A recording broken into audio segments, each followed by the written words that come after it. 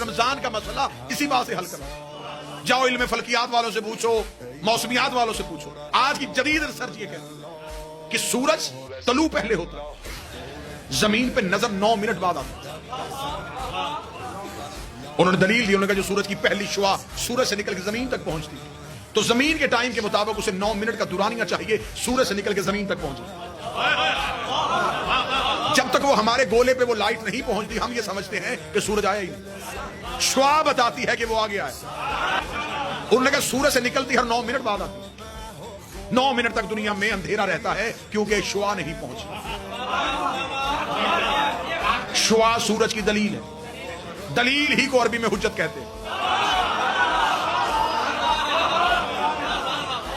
اور وہی علم فلکیات والے کہتے ہیں کہ سورج غروب پہلے ہو جاتا ہے, نظر 9 منٹ تک آتا ہے.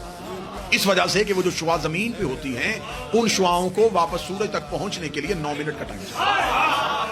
جتنی دیر تک وہ زمین سے سورج تک پہنچتی ہیں زمین والے سمجھتے ہیں کہ ابھی سورج ہے لیکن وہ جا چکا ہوتا ہے. میرے جانے کے بعد سب بات سمجھ میں آئے تو پھر نوکر کو دعا دے دینا, رات بستر میں سمجھ آئے تو پھر نوکر کو دعا دے دینا. دنیا مولا حسین کی عزت کا سمجھ, اگر ہم سے چاہے تو ہم سائنس سے اپنا مذہب ثابت کر سکتے ہیں. سورج نکلتا پہلے ہے, نظر 9 منٹ بعد آتا ہے. غروب پہلے ہوتا ہے, 9 منٹ تک نظر آتا رہتا ہے. اب بھی ہم زمانے کو بتائیں کہ ہم روزہ 10 منٹ بعد کیوں کھولتے ہیں. ہمارے سحر اور افطار کا تعلق شعاؤں سے نہیں سورج سے. جب سائنس کہہ رہی ہے کہ 10 منٹ پہلے اور 10 منٹ بعد غروب ہوتا ہے تو پھر 10 منٹ کا فلسفہ تو ہم نے سائنس سے ثابت کر لیا. یہ انتہائی ایک جاہلانہ سی سوچ زمانے کو بتائی جاتی ہے. میرے اہل سنت بھائی تشریف فرمائیں, پیغام ان تک یہ پہنچایا جاتا ہے روزہ کھولنے میں جلدی کرنی چاہیے اس لیے کہ روزہ مکروہ ہو جائے. یہ جو بالکل روزے کے افطار کا وقت ہوتا ہے نا, اللہ یہ وقت آپ کو کسی بس اسٹاپ پہ دکھائے تو وہ منظر بڑا دید نہیں ہوتا کہ لوگوں کے ہاتھوں میں یوں کھجور ہاتھ میں ہوتی ہے بالکل کہ فوراً جلدی سے. کیوں؟ وہ کہتے ہیں جلدی کر لینا چاہیے کیونکہ پھر روزہ مکروہ ہو جاتا ہے. اچھا میرے سامنے آپ باخبر چہرے تشریف فرمائیں. اکثر ایسا ہوتا ہے کہ ایک روزہ دار جو ہے وہ صبح اٹھنے میں تھوڑا دیر سے اٹھا, کھانے پینے کا وقت گزر گیا تھا, بالکل سحر کا وقت تمام ہونے والا تھا, اس نے نیت کر لی اور روزہ رکھ لیا. ایسا ہے مذہب اسلام کا کوئی مفتی ایسا نہیں جو یہ کہے کہ اس کا روزہ نہیں ہوا. وہ کہتے ہو گیا. اسے ہماری زبان میں جو ہمارا علاقہ ہے اس کی تہذیب کے مطابق اس کو ایک لفظ کہا جاتا ہے 8 پیرا روزہ. اب پتہ نہیں آپ کے یہاں کون سا لفظ بولا جاتا ہے. ہمارے یہاں کہا جاتا ہے 8 پیرا روزہ جو بغیر کھائے پیے رکھا جائے, بلکہ مولوی کہتے ہیں مسجدوں والے کہ اس کی زیادہ فضیلت ہے کیونکہ یہ بغیر کھائے پیے رکھا. اچھا بغیر کھائے پیے رکھا ہو گیا, جو روزہ بغیر کھائے پیے رکھا جا سکتا ہے بغیر کھائے پیے کھولا کیوں نہیں جا سکتا؟ روزے کا تو اپنا وقت ہے, اس نے یہ نہیں دیکھنا کہ آپ نے کھجور کھائی ہے کہ نہیں کھائی. آپ فجر پڑھیں یا نہ پڑھیں, جب فجر کا وقت گزر جائے گا تو وہ گزر گیا.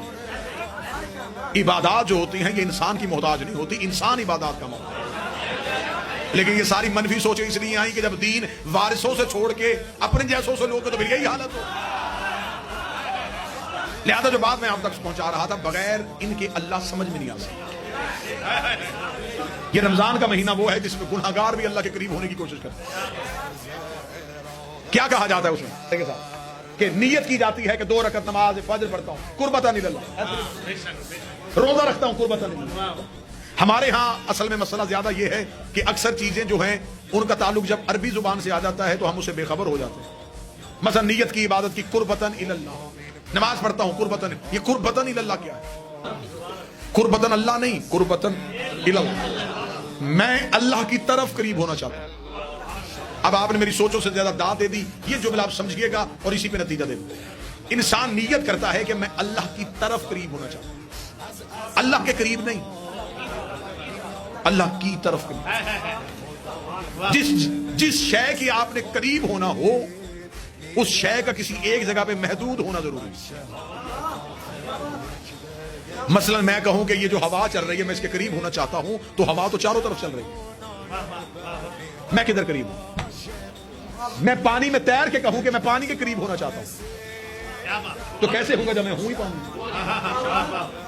جب ہر جگہ اللہ ہی ہے تو پھر آپ کس کے قریب ہو رہے ہیں؟ جتنا آسان کہیں گے اتنا آسان کر لوں گا, لیکن بات کو سمجھیے گا ضرور.